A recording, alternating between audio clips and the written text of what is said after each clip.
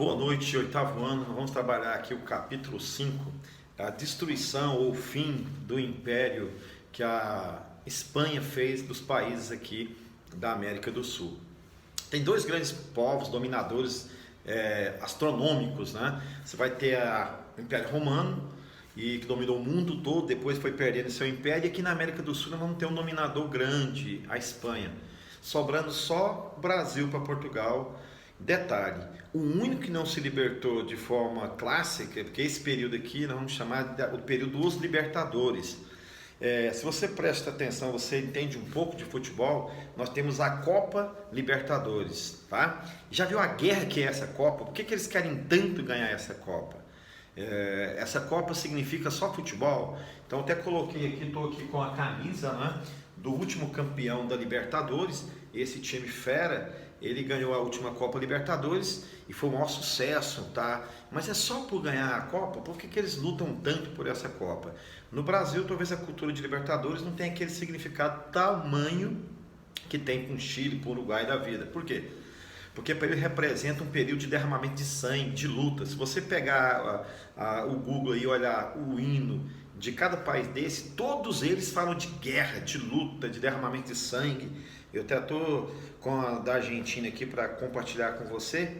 E eu queria dizer para você, olha bem, olha o hino da Argentina, fala assim: livres do mundo respondem, ao grande povo argentino pedimos saúde, saúde.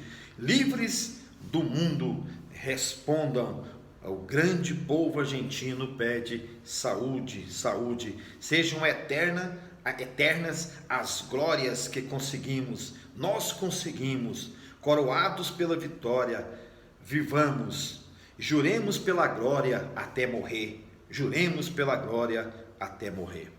Parece que é o nosso hino? Um pouco não, né? Esse hino aqui tem um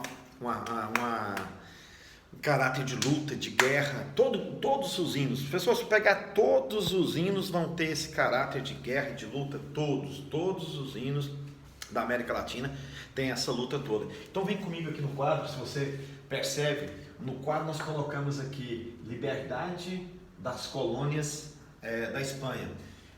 A palavra de ordem aqui é essas duas palavras: autonomia política e autonomia financeira. O que é autonomia? É quando você se torna livre. Por exemplo, um autônomo, fala assim, funcionário é autônomo, ou seja, ele não tem patrão, ele mesmo faz o seu salário, ele mesmo se organiza. Quando você pedir para o seu pai, fala, pai, eu quero autonomia, ele fala, tudo bem, você pode pedir autonomia, desde que você tenha autonomia financeira. Então você pode ser então livre e tocar a sua vida. O que os países aqui querem é isso, eles já têm autonomia financeira, já têm autonomia política, mas a Espanha não os liberava. Então eles vão criar um inimigo comum. Se você prestar atenção, o marco histórico de quase toda guerra da Espanha para manter a América do Sul é o mesmo período, é um período de variação de 2, 3 anos no máximo. Então, durante esse período curto, a Espanha teve que lutar com todos os seus inimigos aqui. E todos os inimigos elegeram um inimigo comum. Quem era o inimigo comum? A Espanha. E vamos para o contexto então. O que eu preciso entender nesse capítulo? Primeiro a gente falei para você, o capítulo abre lá o livro grandão, e é engraçado, o capítulo 5, ele começa com uma figura bem forte, as mulheres jogando futebol da Taça Libertadores. Aí tem dois conflitos. O número 1 é que é muito forte para eles a Libertadores. E o número 2, mulheres jogando futebol, que é tão discriminado na América Latina, a questão da mulher, e eles colocam então uma figura bem forte para discutir com você, futebol e mulher, né? Com o nosso machismo, a gente não quer aceitar que a mulher possa jogar, ainda mais uma Taça Libertadores. E lá na América, nos países aqui da América do Sul é muito forte o futebol feminino nessa questão, porque aí é duas lutas, né? Imagina uma menina do Uruguai jogando futebol, nossa, para ela é tudo, além de vencer todo esse conceito de guerra tal da Libertadores e de liberdade, ainda tem a questão do preconceito que a menina venceu. E eu sou fã incondicional das mulheres. As mulheres têm que se unir, organizar, não aceitar opressão e assim se libertar. Essa palavra Libertadores é muito forte, bacana? Então vem comigo, no meu quadro aqui, não sei se está enxergando bem, mas eu creio que sim. Você precisa entender que há uma característica de independência em todos esses países. Qual que era essa característica de independência, né? Todos, a maioria deles havia já alcançado uma autonomia. Tá, por que a Espanha não queria liberdade das suas colônias? Porque ninguém quer perder, não é? Aquela fonte de sustento. A colônia estava enfrentando, a Espanha enfrentava uma crise danada. Preste atenção aqui. Qual que é essa crise? Ela tinha acabado, a sua grande produção de metais, de prata, é que garantia a sua economia.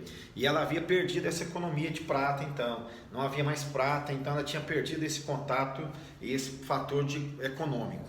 Como ela perde esse fator econômico, ela tinha que sugar mais ainda das suas colônias. É assim, é uma cultura da América Latina. Quando o governo não tem dinheiro, sabe o que ele faz? Ele aumenta os impostos. Olha o que o pessoal fez. Então, na Espanha, com uma crise danada, não havendo possibilidade mais de sugar, eles começaram a fazer medidas, e essas 4 medidas que a gente vai trabalhar aqui hoje. A primeira delas, ele vai aumentar os tributos. O que é tributo? São impostos. Toda vez que precisa de dinheiro, o dono da colônia aumenta os impostos da colônia. Espanha cobra da Argentina, Espanha cobra do Chile, Espanha cobra do Uruguai. Bacana. Combate ao contrabando. É cultura também aqui na América do Sul, os países que estavam sendo colonizados sofrerem com o contrabando. Em vez de eu mandar dinheiro para o meu senhor, eu desviava o dinheiro para outros países aqui da América do Sul e principalmente para a Europa, né? Havia essa cultura. Fatalmente também a Espanha fez contrabando aqui nas riquezas do Brasil. Agora está sofrendo com isso, e para acabar com isso, ela vai então fechar as porteiras para o contrabando, tentar fechar as porteiras para o contrabando para sobrar mais dinheiro interno. Então, eu vou aumentar os tributos, eu vou aumentar a fiscalização contra o contrabando, eu vou agora apelar de vez. O que é a apelação de vez? Além de cobrar imposto, além de fechar os contrabandos, a colônia agora está proibida, né, de ter um lucro excessivo. Como assim? Quando os ricos da colônia aqui, os caras na América Latina ficam ricos, lutando aqui, mesmo sendo oprimidos pela Espanha, ainda ficam ricos. E essa elite ficou rica, ela era obrigada a dividir os seus bens com a Espanha. Era participação no lucro da empresa, ou seja, eu estou aqui explorando a madeira no Chile, eu fiquei rico explorando madeira, então dos meus lucros eu sou obrigado a mandar parte dos meus lucros para o rei da Espanha. Isso é participação dos lucros involuntária, eu não quero, mas eu sou obrigado a mandar. Bacana? E a última coisa então é a proibição da manufatura. Eles foram proibidos de se tornarem ou avançar para a industrialização. Como que ele não quer que o país se industrialize? Ele não quer que o país se industrialize, porque se o país se industrializar, o país vai escapar do poder da Espanha. Imagina, o Uruguai industrializa, começa a ter poder, começa a ter tributos, começa a ter mercado internacional. Ele não vai ficar mais preso à Espanha.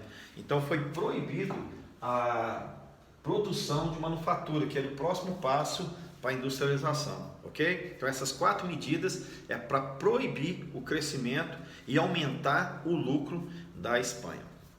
Mesmo que para isso seja ruim, né? Eu vou atrasar o processo de crescimento de alguém para não deixar que essa pessoa cresça, e se ele crescer vai se tornar independente e vai acabar então a famosa mina de ouro, né? Mina de prata, mina de qualquer trabalho e da exploração que eu faço sobre esse povo. Então as grandes nações não querem que as nações pequenas fiquem ricas. É bobagem você pensar isso. Falar, não, todo mundo quer. Os Estados Unidos adoram o Brasil, quer que o Brasil se torne uma grande potência. Ele é parceiro comercial nosso. Eu não sei se é bonito assim a história, mas depois a gente vai falar sobre isso. Tá, mas uma coisa que eu queria te falar, já falei dos Estados Unidos, é que os norte-americanos influenciaram os países aqui da América do Sul se tornarem livres. Eles olharam para a independência norte-americana e falaram, gente, se a Inglaterra se tornou essa grande potência, a nova Inglaterra, que é os Estados Unidos, por que a gente não se une e faz também desses países aqui da América do Sul, também uma grande potência? E para isso derramaram sangue, todos eles se uniram e começaram a fazer guerras contra a minha amiga Espanha, e nós vamos trabalhar isso aula que vem. Então, qual que é a palavra que define o capítulo? Libertadores, tá? A liberdade. Porque eu quero autonomia, eu quero ser livre. E a busca por essa liberdade é que vai causar então essa revolução na América Latina.